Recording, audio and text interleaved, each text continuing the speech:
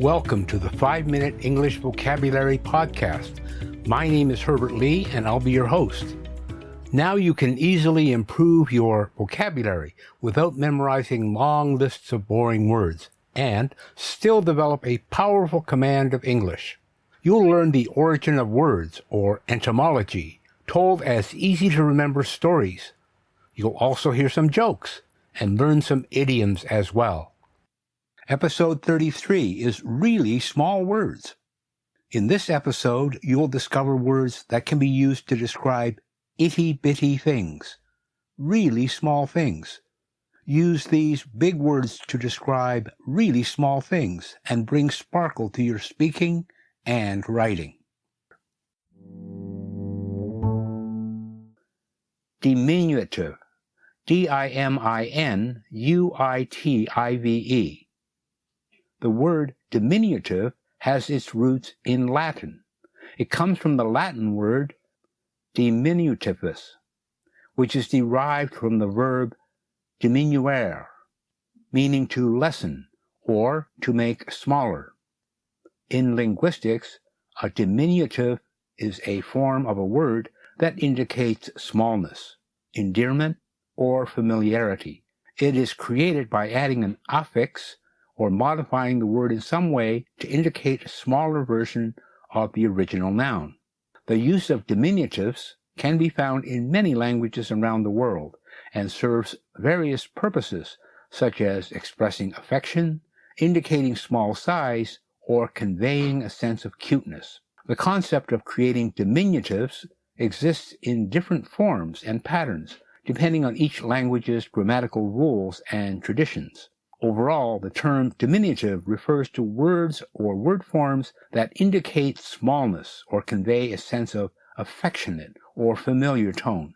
Diminutive is a word that often brings to mind small creatures or objects, but it can also be used to describe a person who is particularly short in stature. In a humorous twist, one could redefine diminutive as someone who possesses the magical ability to shrink themselves at will. Imagine the convenience of being able to fit into tiny spaces or avoid long queues by simply shrinking down to miniature size. Of course, this new definition of diminutive may lead some mischievous individuals to play pranks on unsuspecting friends and family members by suddenly disappearing from sight. Another comical interpretation of diminutive could involve applying it to everyday objects that appear much smaller than they actually are. For instance, a seemingly ordinary pen could be described as being diminutively deceptive, giving the impression that it is far tinier than its actual size suggests. This playful use of language adds an element of surprise and amusement when encountering objects that defy our expectations. So next time you come across something unexpectedly small, yet remarkably functional, you can humorously refer to it as a diminutively delightful item that packs quite the punch despite its miniature appearance. Why did the tiny computer go to school? Because it wanted to become a bite-sized genius. I bought some shoes from an elf shoe store, but they were too small for me. I guess I forgot that elves have a diminutive soul. Why was the ant always sad? Because he had a complex about being diminutive and felt like he couldn't measure up to anyone else's standards. Did you hear about the trendy rock band made up of small stones? They're called the Diminutive Pebbles, and their sound is rock solid despite their size. Why did the little candle go out on its own? Because it realized that being diminutive doesn't mean it can't extinguish itself in style. Meager. M-E-A-G-E-R. The word meager has its origins in the old French word meagre, M-E-I-G-R-E, which means thin or lean. It further traces back to the Latin word macer, meaning scanty or slender. Over time, meager came to be used in English to describe something that is lacking in quantity, quality, or substance. It refers to something that is insufficient, inadequate, or of little value.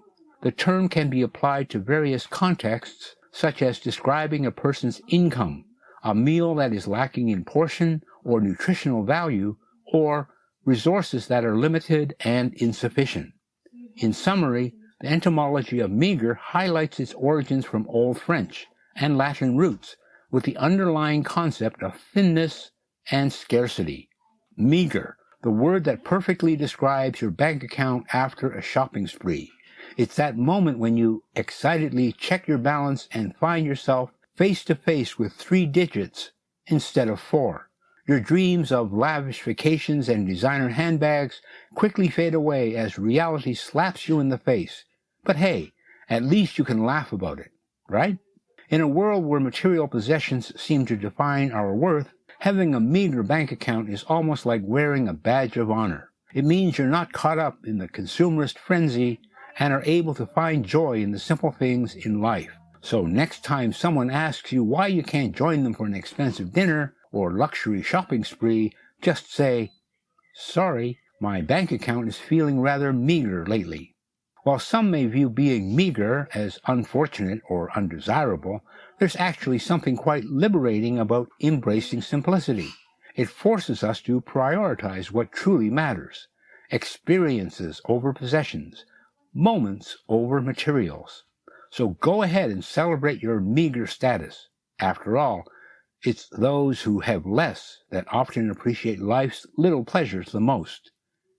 Here are a few jokes using the word meager. Why did the skeleton go to the buffet? Because he had a meager appetite. Why was the math book so thin? Because it had meager fraction of its original content. Why did the burger break up with its bun? Because their relationship felt meager in size compared to other sandwiches. Minuscule. M-I-N-I-S-C-U-L-E. Minuscule, also known as tiny or itty-bitty, refers to anything that is extremely small in size. It can be used to describe objects, creatures, or even ideas that are so petite they almost go unnoticed. Picture a minuscule ant trying to climb a towering blade of grass, or a minuscule teardrop on someone's cheek. These images perfectly capture the essence of this word. In fact, minuscule is often used humorously to emphasize just how incredibly diminutive something truly is. When it comes to describing people, calling someone minuscule may not necessarily refer to their physical stature, but rather their impact or presence in the situation. For example, a heated debate where one person's arguments are easily overshadowed by the loud and dominant voices of others. We could say that their contribution was minuscule compared to the rest. Similarly, in the realm of ideas and concepts, there are those that hold little significance or influence compared to others. They can be seen as minuscule in comparison. With its playful connotation and ability to highlight the tiniest things with exaggerated importance, minuscule adds an element of humor and whimsy into our daily language. So there you have it, a tour of small words. There's much to be learned about minuscule, and even more about meager. Until next time, be definite about using diminutive when you need to. It's Herbert Lee saying, small is beautiful.